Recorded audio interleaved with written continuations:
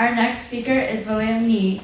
He is an 11th grader boarder at the Athenian school here. Before going to Athenian, he lived in British Columbia and Montreal, both in Canada. He is very passionate about engineering, computer science, and innovation. He is an intern at the Carter Innovation Studio at Athenian.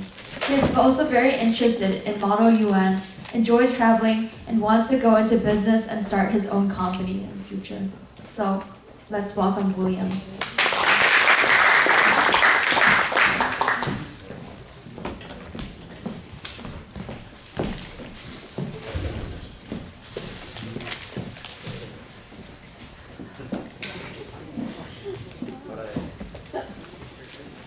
It's kind of cold in here, isn't it? Is this working?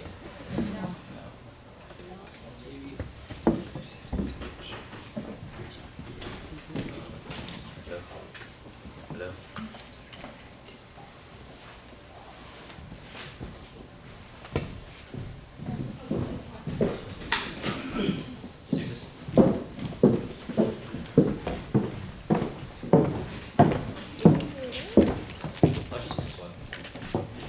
Alright. Show of hands. How many people here have a fear of public speaking? Now that's a fair amount of people, and that makes sense, since 29% of people have a fear of public speaking, according to a study done by Chapman University. Now, that statistic, although gives us a good overview about the broadest amount of people that have a fear of public speaking, it is not specific about what counts as fear and what that looks like in real life. That's why I made this graph here about the 4 stages of public speaking phobia. Now, I have to say, this is not scientifically backed, and it's just something I made up based on my own experience through public speaking. But first on the chart is cannot whatsoever. On my chart, the first and lowest degree of public speaking is complete fear of public speaking. A person at the stage would not be able to go on stage and present at all, and would freeze and be unable to produce any words coherently. Now, a little about me. Before I came to the United States, I moved from British Columbia to Ontario, Canada, for my 6th to 8th grade education. Coming to Toronto, I would say that I was probably a 1 in terms of public speaking comfortability. And if I could give myself a lower score, I probably would. Since at that time, I've done no public speaking extracurriculars at all and could not put myself on a stage. However, coming to Toronto, I decided to try out something called MUN, which, if you don't know what that is basically mock United Nations or model United Nations, where students participate in an activity where they represent a country and debate topics based on their country's stance to get a better understanding of the world's problems. To paint you a picture about how that went for me, I'm going to tell you a short story about my first ever MUN competition. I remember this competition called SUNS. In 2020, I went to this big conference called SUNS in Montreal, Canada. And it was like a really, really big conference. There was tons and tons of people. And I remember going to my committee, sitting down, and representing the country of South Sudan. I sat in the back row. Well, not necessarily the back row, but around the back row, there were a few rows behind me. But what's important is that in front of me were 60 or so people, and I was absolutely terrified. I saw people around me going up, speaking, and I just sat there, scared. I mean, one time, I remember in the conference, I couldn't even ask the chair by raising my placard if I could go to the bathroom, because I was just that nervous. Now, that was me in 2019. The second degree of public speaking comfortability is speaking with script. A person at this degree would need time to prepare and practice their speech, but they're able to go off and present their speech with little to no issue with a script. In 2020, I got better at public speaking with everything going online. And everything going on Zoom, which was basically like a lifesaver for me, having a physical barrier between me and the other person. During the pandemic and on Zoom, I trained my public speaking abilities and pushed myself to a level 2 in terms of public speaking confidence. In 2021, I attended another MUN conference called MidMonk, which was hosted online, and this one, my growth actually started to show. I was able to produce a speech and present it.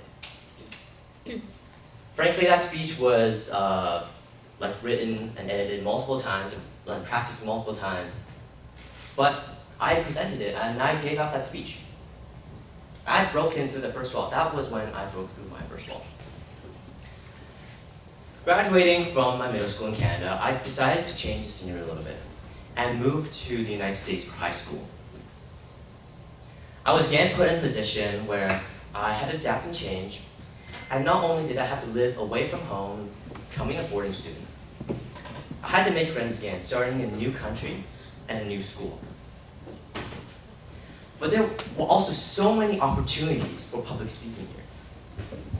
I could run for town meeting officer, for class leaders, for debate clubs, entrepreneurship, and there were multiple in-class assignments that also involved the time of public speaking.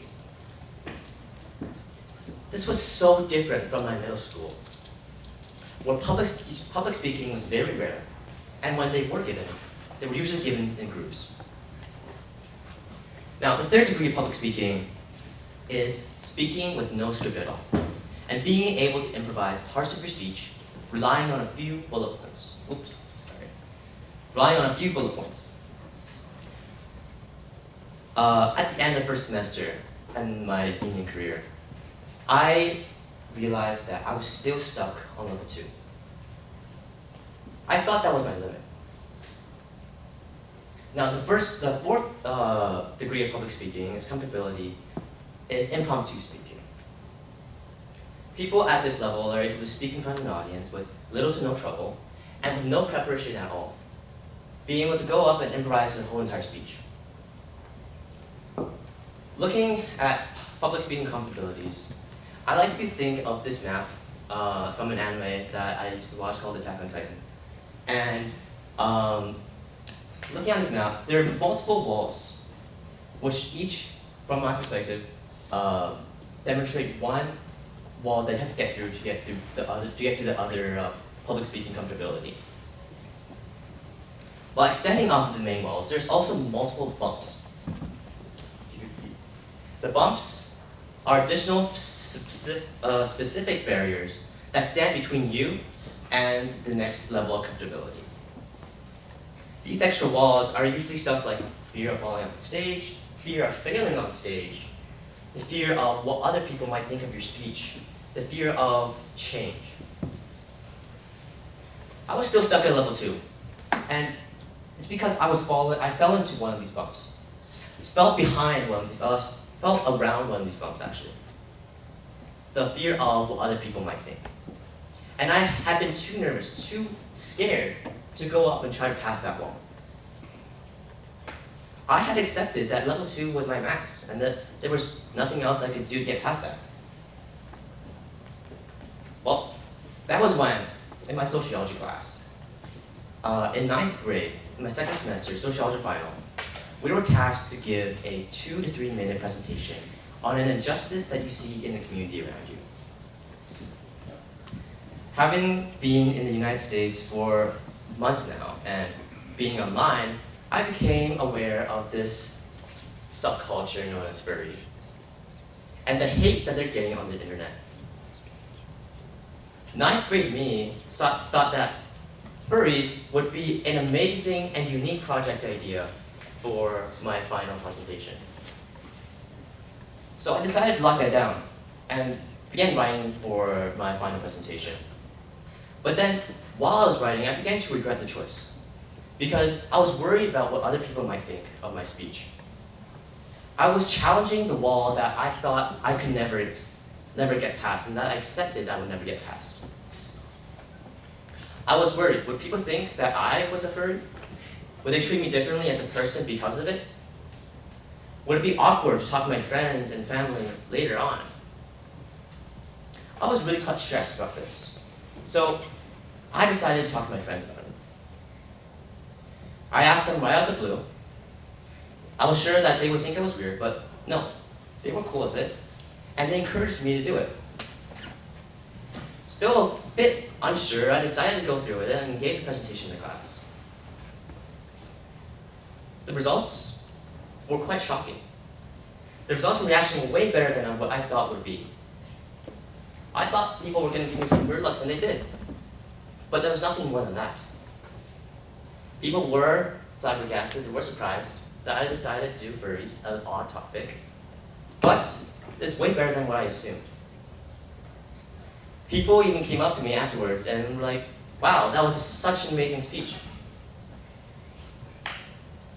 That was freshman year, and today I'd like to talk about furries and other misunderstood topics and difficult topics to talk about as a way to sort of gauge where my public speaking comfortability is. In fact, just recently, in the summer, I went to this summer camp in Wharton, where I gave another speech on how to keep a healthy mental well-being in furries, to gauge where my comfortability for public speaking is in that community. Now, I'm not telling you guys to go around and start talking about furries, to learn about furries. No.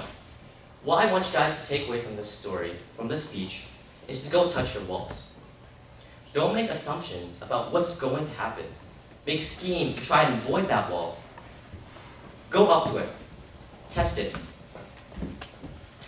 I remember this quote from my robotics teacher, Dave, just a few days ago. He told us, never make assumptions about what might happen. He gave an example of putting rubber bands on a toy car project that you're making because you thought that traction would be a problem. But you might just end up wasting a ton of time to find a solution to a problem that never existed. The stone wall that you see from afar could just be a painting that you could easily walk past. Test your walls, or whatever barrier that stands in front of you. Because if you never look, you will never understand how to get past it. Thank you.